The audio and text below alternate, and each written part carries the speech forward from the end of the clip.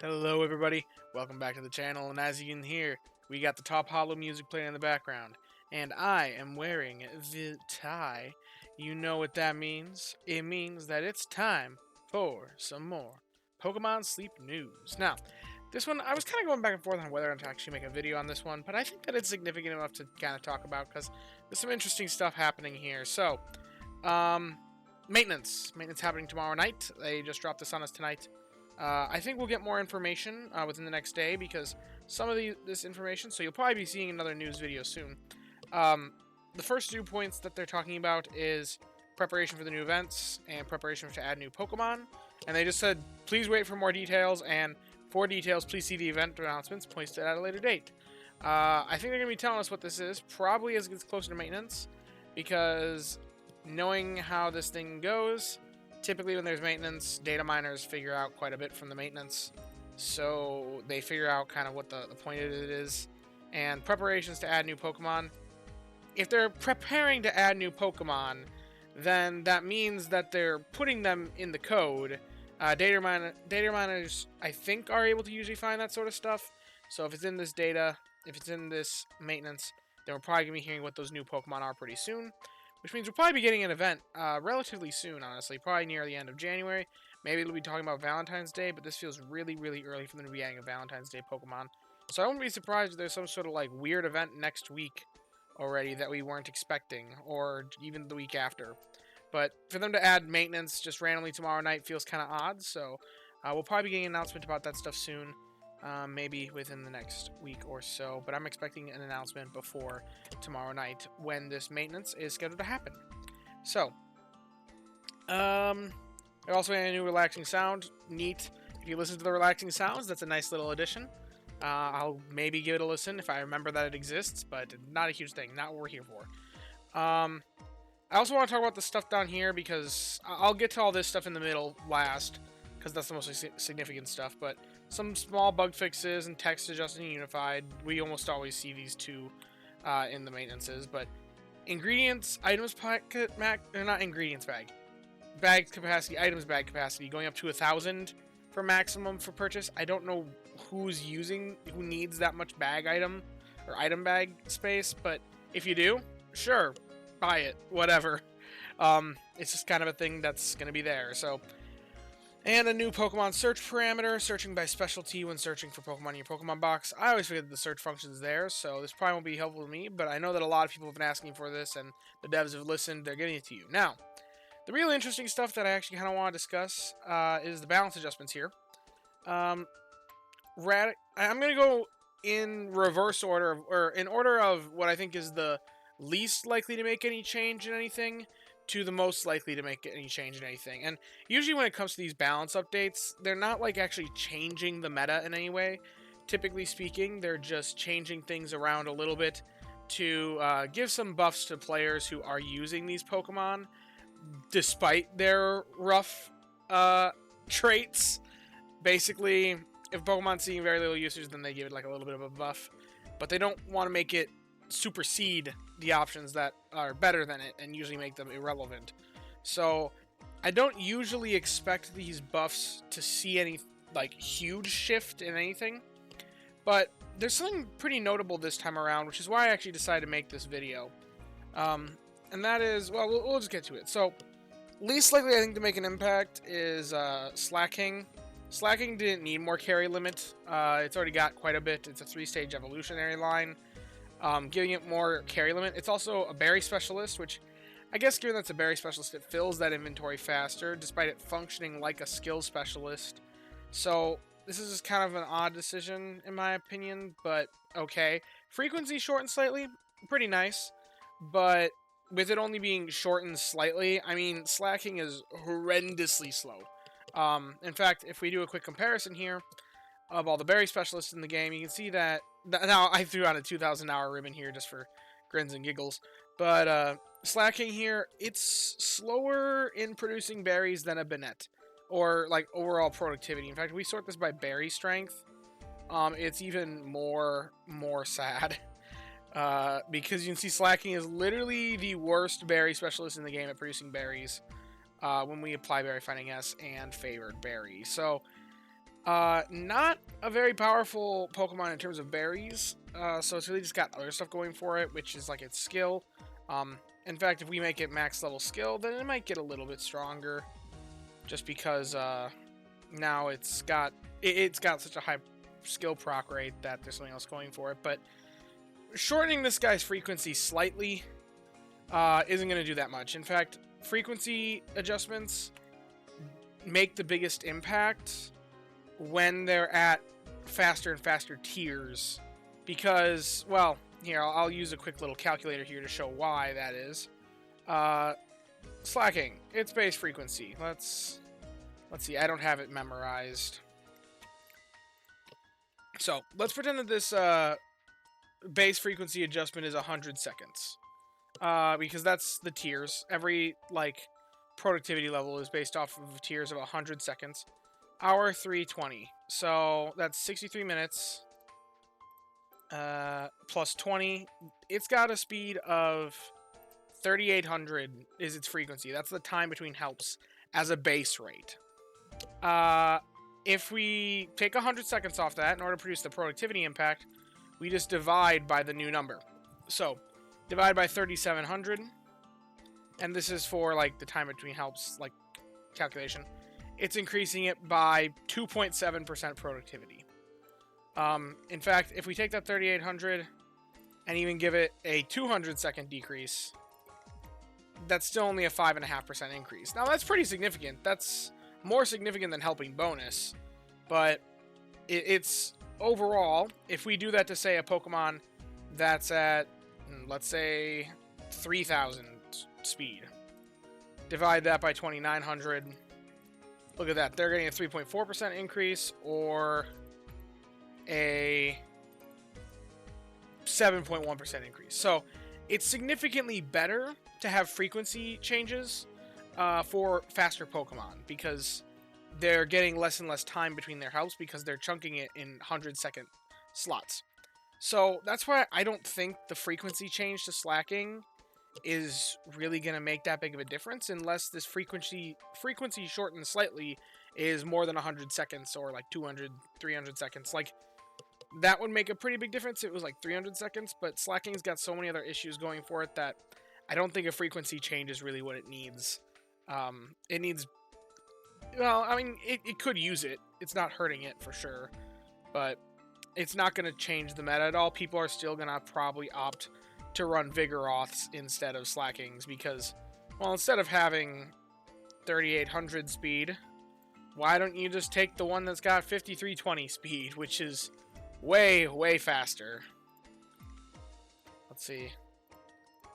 5,320 is 3,200 speed, so, and it can benefit from ribbons, so, yeah, Slacking is just kind of weird. Don't see that making any impact. Now, Kangaskhan, a Wobbuffet I'll get to next. Main skill trance increased slightly. I mean, Wobbuffet does kind of struggle to keep up with the other, even energizing cheer Pokemon. It's kind of sad sometimes to make that comparison. And I've experienced this on Sleepers when I'm trying to look to make my long-term healer.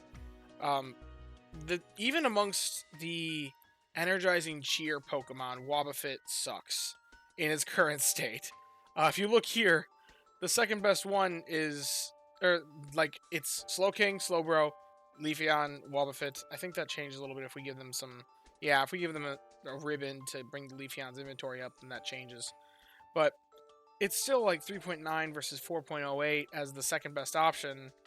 The Leafeon is still 4.6% better than the Wobbuffet, which is okay. That's not that bad as far as skill procs go.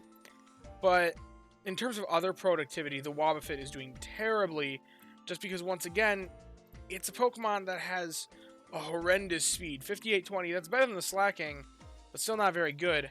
Compared to the Leafeon, has other forms of productivity with a 50-minute speed. So, yes, Leafeon's proccing more energizing cheer. It's producing way more berries. It's producing way more ingredients. It's just, even amongst energizing cheer Pokemon, Wobbuffet struggles. And it's primarily linked to its frequency.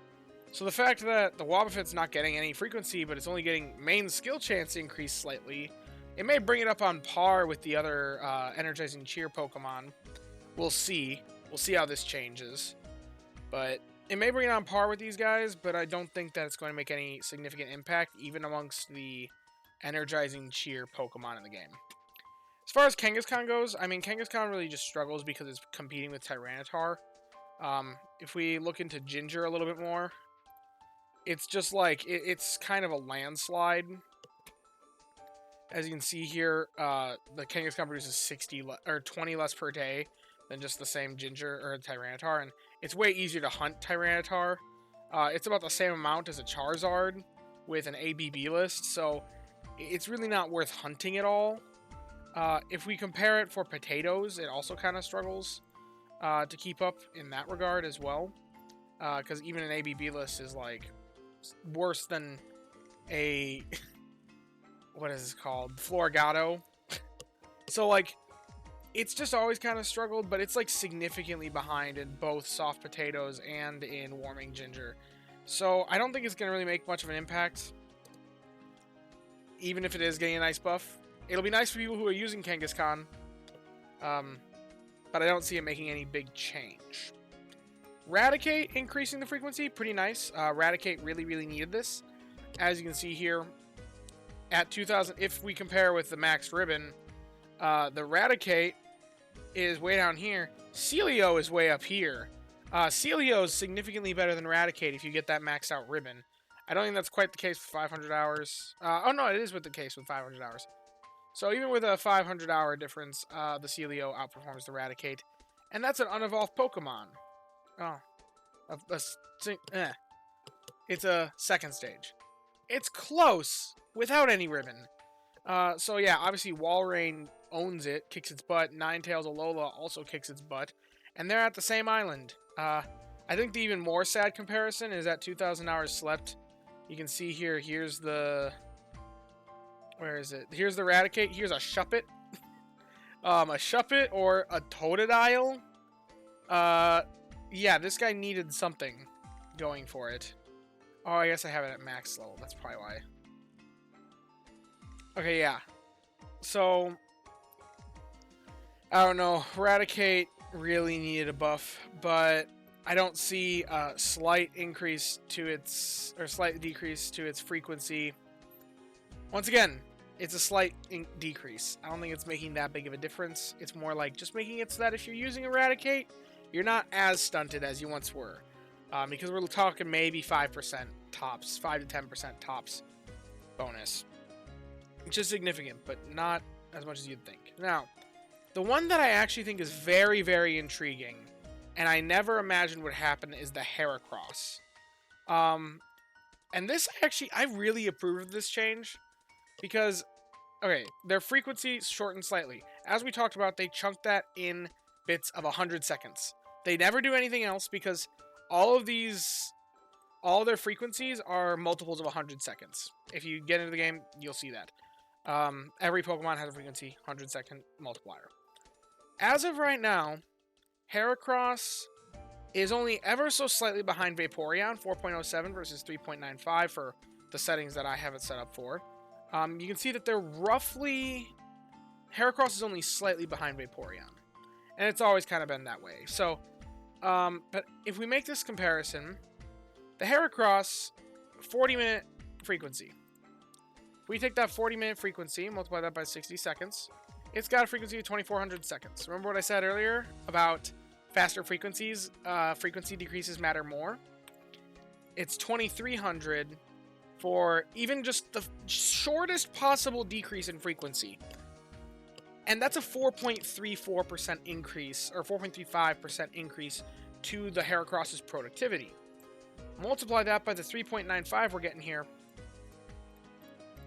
And that's 4.12 procs per day compared to Vaporeon's 4.07. This is the first instance we're having where there's a balance update, where there's potentially, I'm saying potentially because maybe there's something I'm missing here. And we'll have to see how the numbers settle after we actually see this maintenance happen. But this is the first time that we're seeing a potential shift in what the best Pokemon for a job is without it being power creep. This is something that was already existing in the game, and they're rebalancing it, and it's making the Heracross actually go above the Vaporeon in terms of productivity for this main skill. Now, does this mean Heracross is worth hunting? Probably not. I mean, it's a 16-pip Pokemon for just a few more procs per day. It's not worth hunting. In my opinion, it's not worth hunting something that is that expensive and takes an extra skill seed to invest. But if you have a Heracross, use it. I mean, it was already good. It's just going to get better. And it's technically going to be the best ingredient magnet Pokemon in the game, which is interesting to see. I don't think it's, like I said, I don't think it's going to make an impact on how people play the game, but interesting meta shift that's happening here. Because if you really want the most effective Pokemon for the job, Heracross is probably going to be the most effective Pokemon for the job coming up here. So this is probably, honestly, the most significant change on this list, and it's one that I'm not seeing talked about that much. Most people are like, ooh, Raticate frequency. Or, ooh, Kangaskhan. Nobody's using that. Nobody's looking at the Heracross. When realistically, it's honestly the most significant change that we've gotten from one of these balance updates, because it's the first time it's making an old Pokemon potentially surpass a current leader for a job at doing what it does. And I like it. I like that, actually, because that means that now Eevees, for the longest time, Vaporeon was the only Eevee that was the best at what it did. Now that's no longer going to be the case, most likely. And because of that, I like that. Because Eeveelutions really get their strength out of their flexibility. When you catch an Eevee, it's just got so many different paths, you know it can be useful to you. Because it's got so much potential, you just find the role that you need for it and set it on that role. But before it was kind of like, if you don't know what to do with it, Vaporeon, because it's the only one that's the best at what it does. That's no longer a talking point anymore, because technically Heracross will probably be better. But yeah, that's pretty much everything that's happening in this update. I can't wait to talk about whatever this is right here when it comes out. So you'll probably be seeing that video whenever that news is out. But as always, I try to post these videos shortly after the news comes out. Do my best to respond on them the same night, almost. So yeah, if you want to get news updates right away, I'm your channel to do that at. Pokemon Sleep News, that is, specifically. And yeah, if you have enjoyed, be sure to leave a like and subscribe. And as always, I thank you guys for watching. Bye-bye now.